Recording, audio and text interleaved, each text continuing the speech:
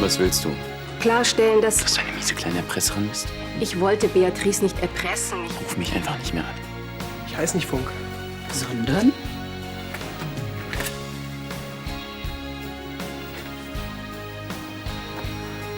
Brandner.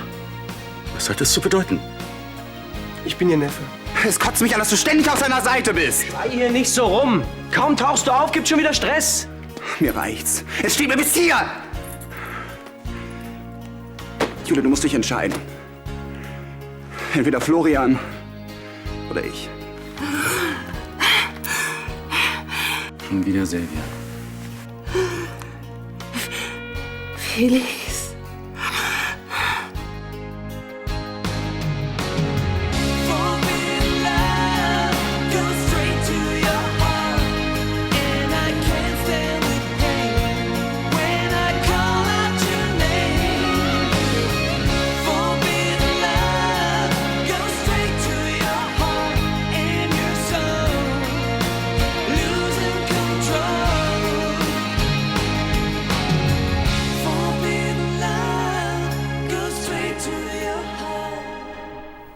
Ist ja wohl nicht dein Ernst.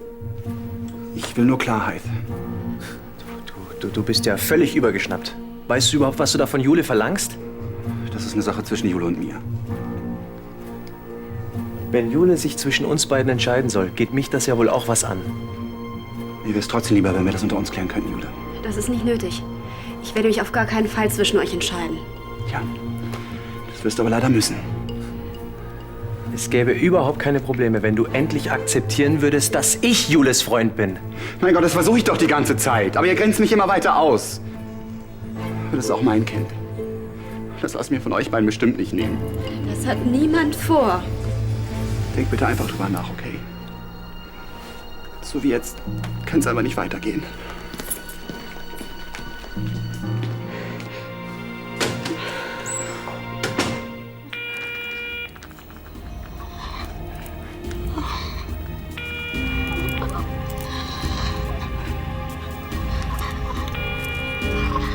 Die gibt wohl nie auf. Felix, wenn sie dich so nervt, dann drück sie doch einfach weg.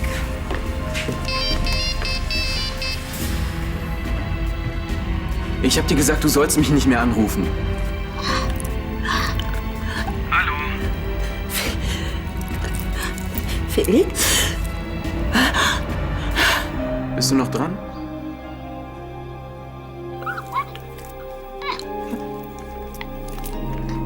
Hallo?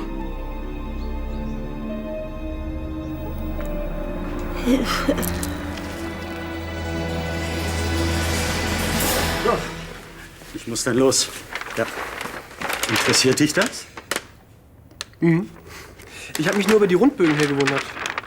Besonders da. Da würde man doch eigentlich eher einen Teeträger einziehen, oder? Wollte der Auftraggeber nicht. Das hast du aber genial gelöst. Kennst dich gut aus mit Statik, hm? Ich habe mich da mal ein bisschen eingelesen. Während deiner Ausbildung zum Maurer? Nee. Ich wollte mal Architektur studieren. Ach, tatsächlich?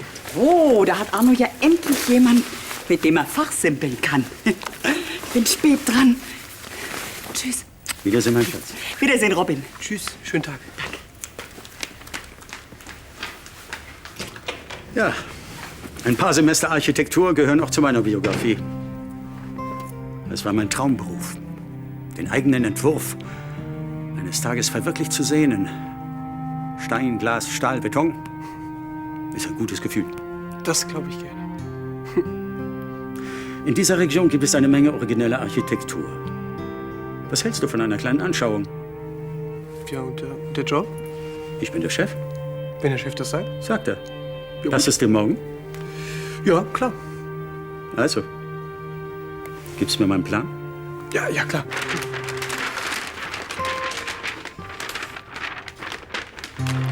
Bitteschön.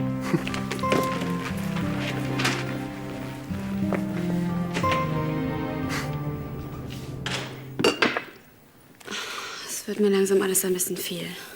Schatz, du darfst dich nicht so aufregen. Was du alles mit mir mitmachen musst. Ich liebe dich. Kann nichts dagegen machen. Wird aber noch so einiges auf dich zukommen.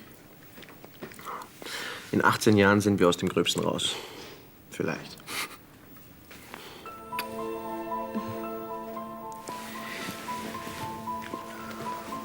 Was hast denn du jetzt vor? Tom, kommst du bitte mal? Das tue ich nur dir zuliebe. Meinst du, das nützt jetzt irgendwas? Den Konflikt aus dem Weg zu gehen, bringt's jedenfalls auch nicht. Was gibt's denn noch? Lass uns noch mal in aller Ruhe drüber reden. Ist doch alles gesagt. Mensch, Tom, früher konnten wir doch auch ganz gut miteinander. Tja, Florian, die Zeiten ändern sich. Tom, jetzt sei doch nicht so stur. Vergiss deine Forderungen und lass es einfach gut sein. Komm Florian doch wenigstens ein bisschen entgegen. Du magst es echt nicht. Es dreht sich immer nur um Florian. Aber da spiele ich nicht mehr mit. Du kannst doch nicht jedes Mal abhauen, wenn... Jetzt reicht's mir aber auch!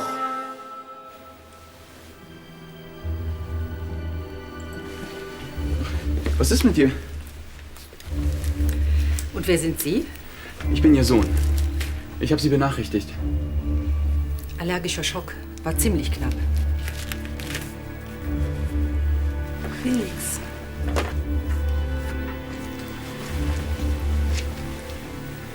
Alles gut bei dir? Bestens. Ich habe direkt den Notarzt angerufen und bin dann hierher gekommen. Ich danke dir. Na klar doch. Wir wären dann soweit. Ja, sicher. Sie wollen Ihre Mutter doch sicher begleiten. Na klar. Da hast du dir aber einen ganz schönen Hammer geleistet. Du bist mir echt eine große Hilfe, Alexa. Ich will dir keine Vorwürfe machen. Aber Jule vor so eine Wahl zu stellen... Ich wollte mit ihr reden. Aber Florian war ihr wichtiger. Und so geht es schon seit Wochen. Die beiden sind frisch verliebt. Es ist doch klar, dass sie viel Zeit zusammen verbringen wollen. Das verstehe ich doch. Ja, aber? Alexa, ich fühle mich jetzt schon wie das 5. Rad am Wagen. Wie soll das erst werden, wenn das Kind da ist? Dass die beiden zusammen sind, das hat nichts mit dir und dem Kind zu tun. Jule ist doch damals nur von mir schwanger geworden, weil sie keinen Partner hatte. Und jetzt mit Florian, da brauchst du mich als Vater doch überhaupt nicht mehr. Aber ich habe mitbekommen, wie sehr sie sich gefreut hat, mit dir ein Kind zu kriegen. Das war mal. Dass die beiden zusammen sind, das heißt nicht, dass sie dich ausschließen will. Das kann ich mir wirklich nicht vorstellen. Oder hat sie sowas angedeutet? Nein. Sie beteuert ja immer, dass Florian ihr Freund ist und ich der Vater ihres Kindes. Ja, wo ist dann dein Problem? Tom, ich bin nur deine kleine Schwester. Aber ich gebe dir einen guten Rat, ja? Setz Jule nicht so unter Druck, sonst entscheidet sie sich wirklich gegen dich.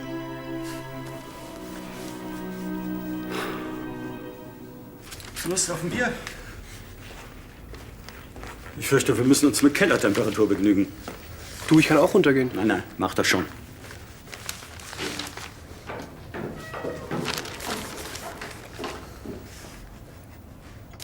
Vierzimmer, Küche, Bad sofort zu haben.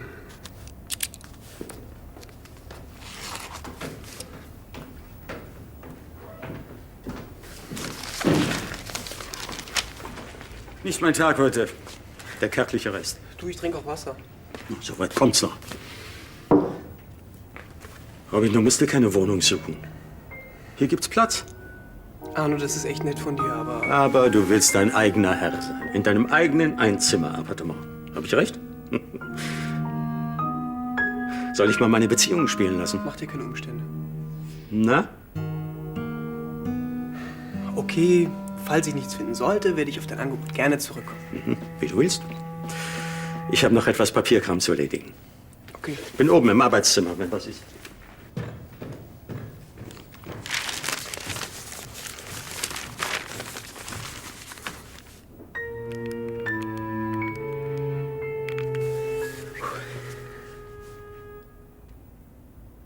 Ja, guten Tag, Brandner hier.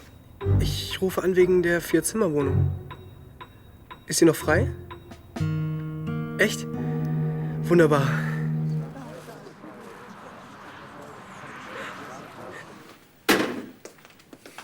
Julchen, ich kann verstehen, dass Schwangere wirklich immer einen Heißhunger haben. Aber diese leere Müsli-Riegelpackung, die gehört immer mir. Ich kauf dir morgen neue. Was ist los mit dir? Hm? Entschuldigung. Beziehungsstress. Florian? Tom. Wie Tom? Hat er wieder ein paar Frauen zur Schwangerschaftsgymnastik eingeladen, oder wie? Nein, wir streiten uns ständig. Es wird mir langsam alles zu viel. Ja, wahrscheinlich ist er eifersüchtig auf Florian. Er hat ständig Angst, dass Florian ihn als Vater ausboten will. Und das Kind ist doch noch gar nicht geboren. Ja, ich sag dir, das kann nur noch schlimmer werden. Soll ich mal mit ihm reden? Dann denkt er, wir hätten uns alle gegen ihn verschworen. Florian hat auch schon versucht, mit ihm zu sprechen. Aber mit dem läuft's ganz gut. Ja, er hält zu mir. Obwohl es mich manchmal wundert, dass der noch nicht das Weite gesucht hat.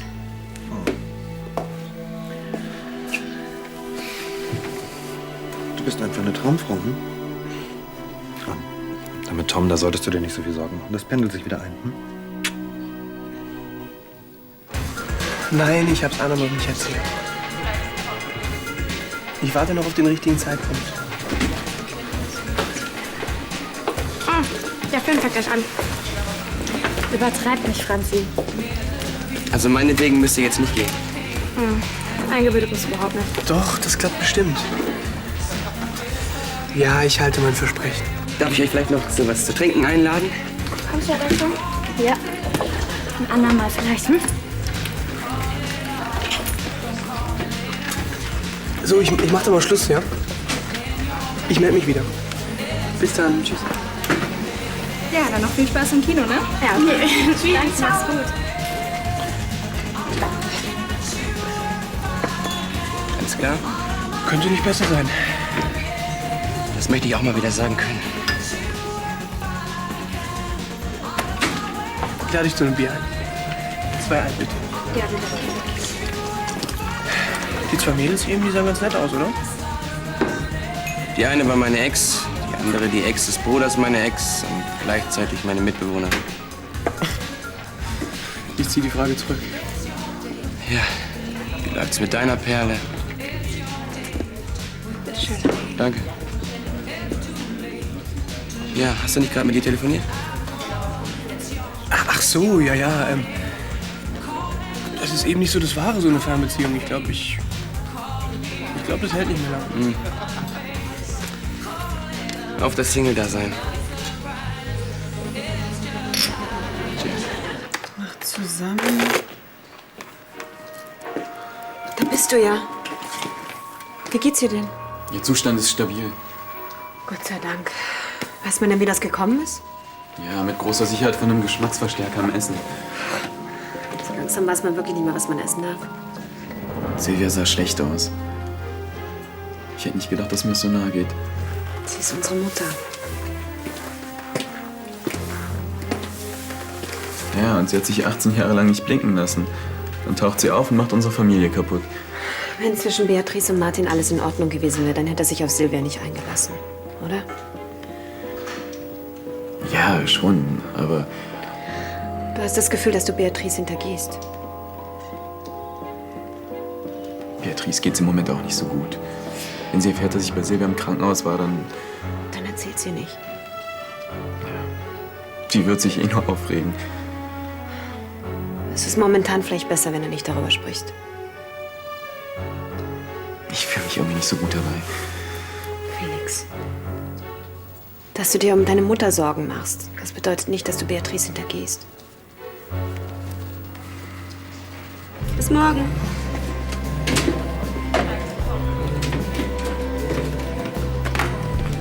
So, Jungs, dann ist Feierabend. Ja. Los, nicht anfangen. Ja.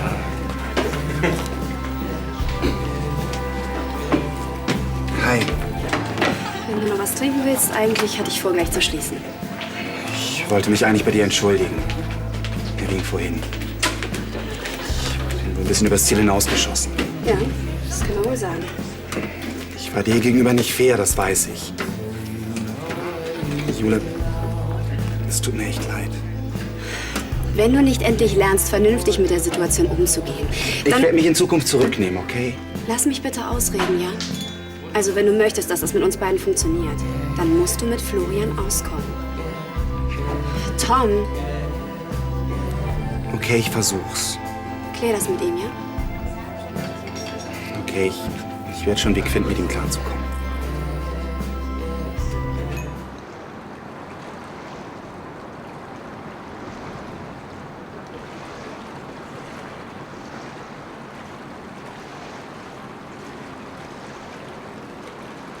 Der neue Zollhof ist ein Paradebeispiel für Solitärarchitektur.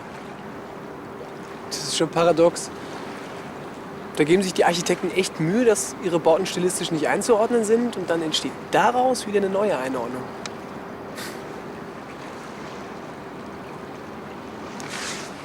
Warum hast du eigentlich deinen Traum, Architekt zu werden, nicht weiterverfolgt?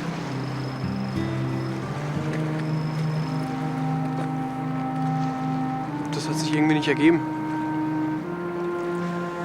Ich hatte damals schon eine Familie. Das vertrug sich nicht mit dem Studium. Deshalb musste ich abbrechen.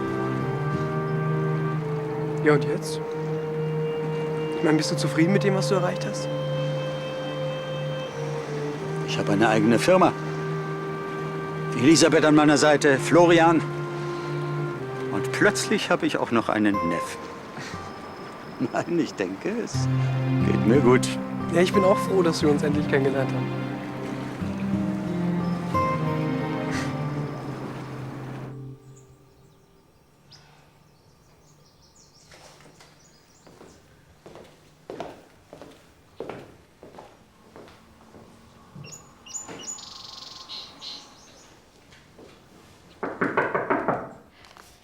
Ja, bitte?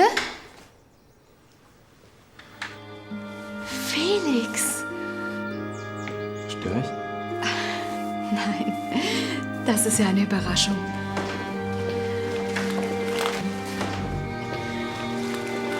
Oh, sieht die schön. Setz dich doch.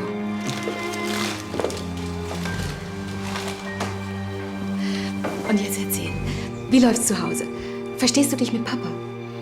Ist okay. Er arbeitet viel.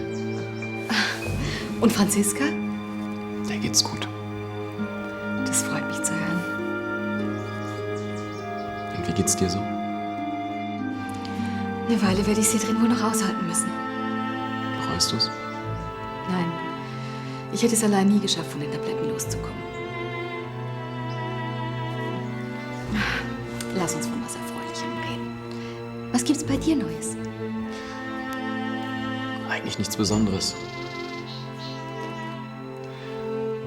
Es ist halt komisch, dass du nicht zu Hause bist. Wir vermissen dich. Ja, ich euch auch. Weißt du, ohne euch, da würde ich das alles gar nicht schaffen. Du kannst immer auf unsere Hilfe zählen. Ich weiß. In den Semesterferien könntest du bei mir jobben. Schon im Hinblick auf später, wenn du mit dem Studium fertig wärst. Ja, aber um vorne mit dabei zu sein, dann müsste ich Praktika machen. Gerade in den Ferien. Und dann wüsste ich nicht, wie ich finanziell über die Runden kommen soll. Kann Achim dich nicht unterstützen? Mein Vater? Das geht nicht. Der braucht sein Geld selber. Verdient er so wenig im Ausland? Wo genau ist er da eigentlich? Ich glaube in Mexiko. Das heißt, dass du glaubst. Naja, es ist schon eine Weile her, dass ich was von ihm gehört habe. Dein Vater ist in Mexiko und hat nie wieder was von sich hören lassen? Kann ihm was zugestoßen sein? Soweit ich weiß, geht's ihm gut. Er führt eben sein eigenes Leben. Sein eigenes Leben? Und überlässt dich deinem Schicksal?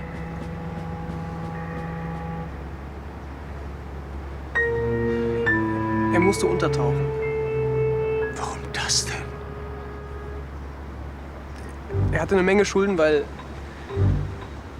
irgendwelche dubiosen Geschäftsleute ihn übers Ohr gehauen haben.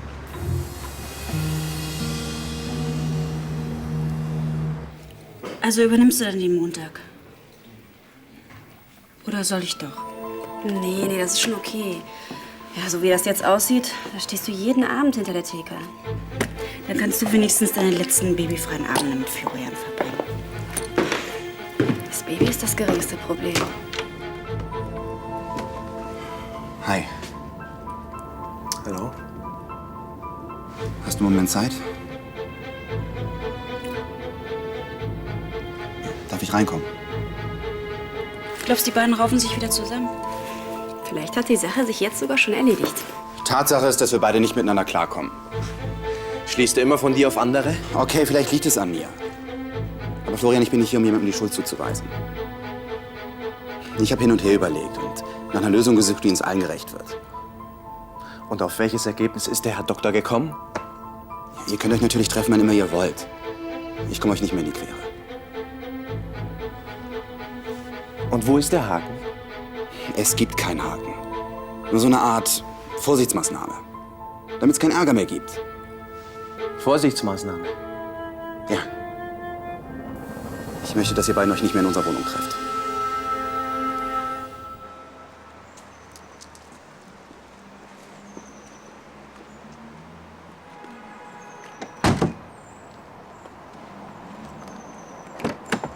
Silvia!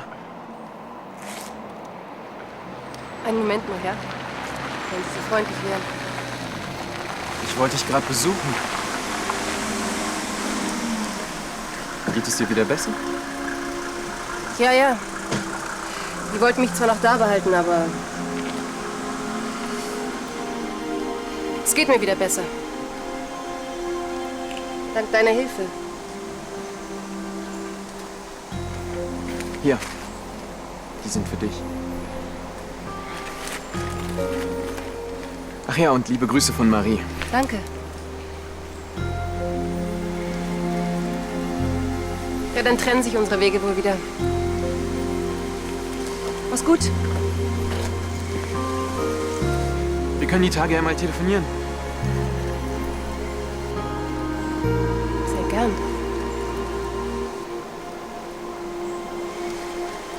Ich war in letzter Zeit ziemlich hart zu dir. Nicht ganz ohne Grund. Vielleicht können wir es ja noch mal versuchen. Schließlich bist du meine Mutter.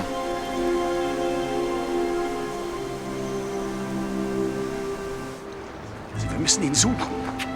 Detektiv oder sowas. Und wenn sich die Polizei in seine Fersen hechtet. Ach, hat er sich etwa schon strafbar gemacht? Er wurde reingelegt, okay? Mein Bruder und sein ganz besonderer Sinn für Verantwortung. Ich habe dir jetzt nicht erzählt, dass du auf ihm rumreiten kannst. Wo warst du denn, als er dich gebraucht hat, hä? Wie bitte? Mich findet jeder, der mich braucht. Er hat sich nie bei mir gemeldet. Du dich vielleicht bei ihm? Ach, er hat den Kontakt nie gewollt. Weißt du auch warum? Weil du dich immer in Dreck für ihn interessiert hast, deswegen. Das ist seine Sicht der Dinge, mein Lieber. Ach, ihm hat das so recht. Du bist sowas von selbstgerecht, dass einem schlecht wird.